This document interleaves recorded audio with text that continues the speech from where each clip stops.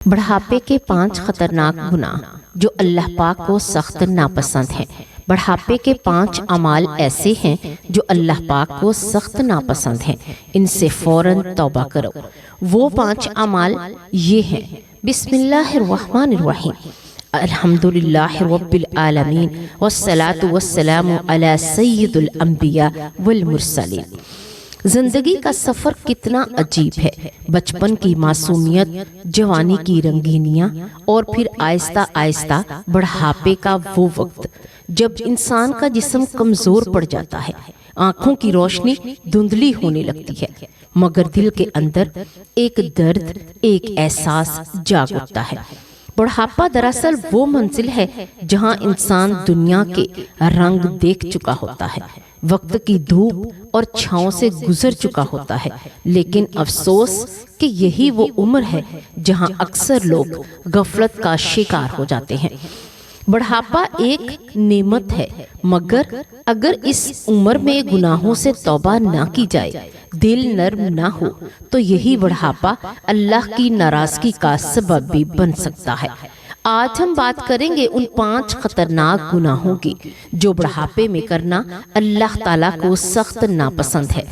یہ وہ اعمال ہیں جو انسان کے ایمان کو تباہ کر دیتے ہیں، رحمت کے دروازے بند کر دیتے ہیں اور انجام کو برباد کر دیتے ہیں۔ پہلا گناہ بڑھاپے میں دل کا سخت رہنا اور توبہ سے غافل ہونا۔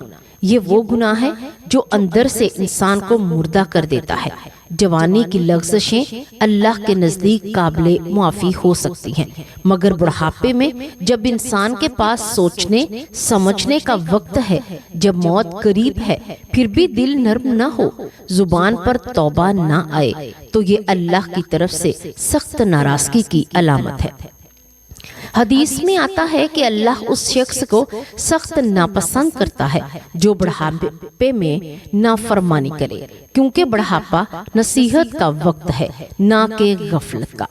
سوچو، جب سفید بال گواہی دے رہے ہوں کہ وقت ختم ہونے کو ہے، جب ہاتھ کانپنے لگے، جب دنیا کی چمک دمک ختم ہو جائے، تب بھی اگر انسان کے دل میں تکبر باقی ہو، حسد باقی ہو اور توبہ کا جذبہ پیدا نہ ہو، تو یہ بہت خطرناک حالت ہے۔ بڑھاپا دراصل اللہ کی طرف بلانے والا اشارہ ہے، لیکن بعض لوگ اس وقت بھی اپنی ضد، اپنے غصے، اپنی دنیا داری میں پھنسے رہتے ہیں۔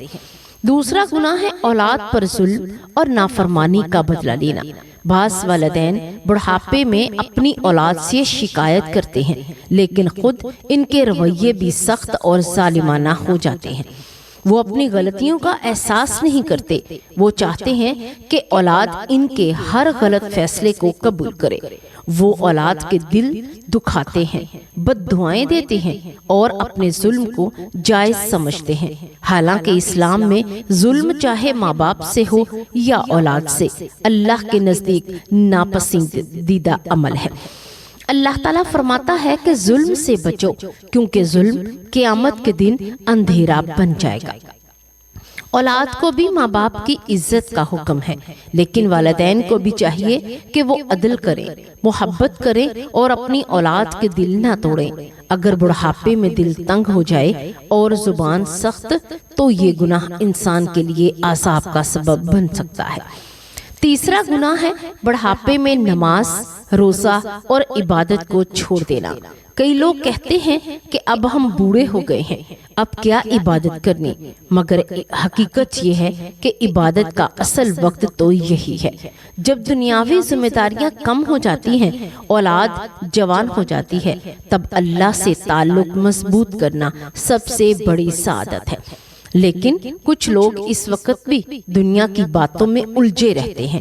صبح اٹھنے کی طاقت ہے، مگر فجر کی نماز نہیں پڑھتے، زبان ذکر سے خالی ہے، دل غفلت سے بھرا ہوا ہے۔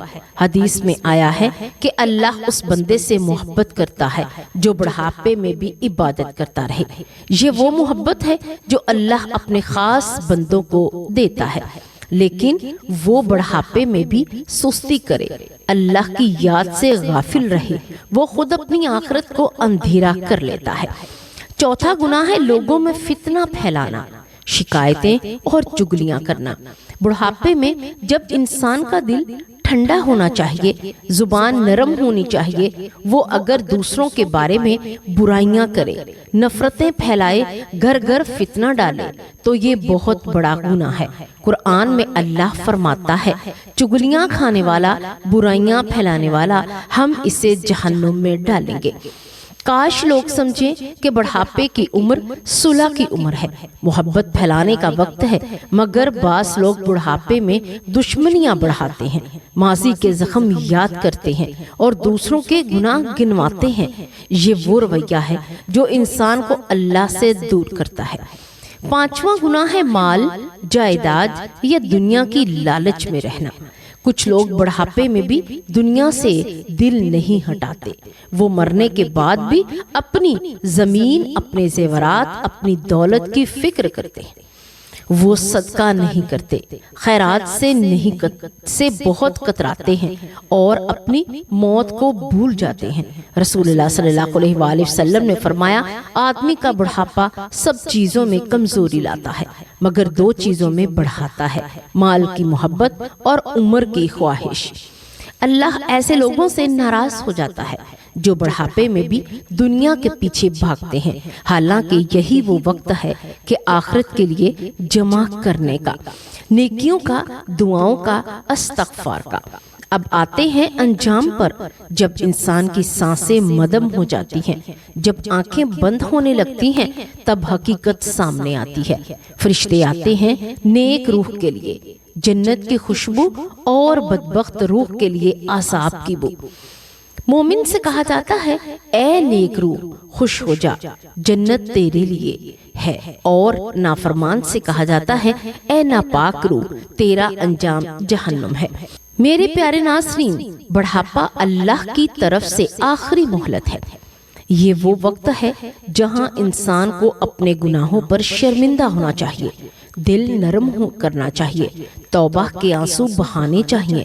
دنیا کی عزت، مال، اولاد سب یہی رہ جائے گا، قبر میں صرف دو چیزیں جائیں گی، نیت اور عمل۔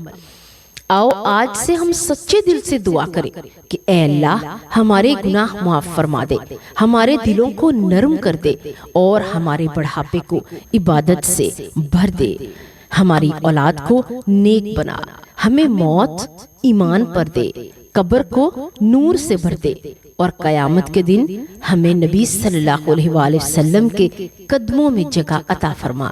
یا اللہ ہمیں ان بندوں میں شامل کر جنہیں تو خود کہے، میرے بندے میں تجھ سے راضی ہوں اور تو مجھ سے راضی ہو جا۔ اللہ تبارک و تعالیٰ سے دعا ہے کہ اللہ تبارک و تعالیٰ ہمیں نیکی کی بات کو سننے، سمجھنے اور اس پر عمل کرنے کی توفیق عطا فرمائے۔ اللہ تبارک و تعالیٰ ہمیں پنجگانہ نمازی بنائے اور ہماری نمازوں میں خوشی اور خضوع پیدا فرمائے۔ اللہ تبارک و تعالیٰ ہمیں قرآن پاک کو ترجمہ کے ساتھ پڑھنے کی اور اس پر عمل کرنے کی توفیق عطا فرمائے۔ اللہ تبارک و تعالیٰ ہمیں قرآن و سنت کے مطابق زندگی بسر کرنے کی توفیق دے۔ اللہ سے دعا ہے کہ اللہ تبارک و تعالیٰ ہمیں ایمان کی حالت میں ہی زندہ رکھے اور ہمارا خاتمہ بھی ایمان کی حالت میں ہی کرے۔ اللہ تبارک و تعالیٰ تمام مسلمانوں کا حامی و ناصر ہو، آمین یا رب العالمین۔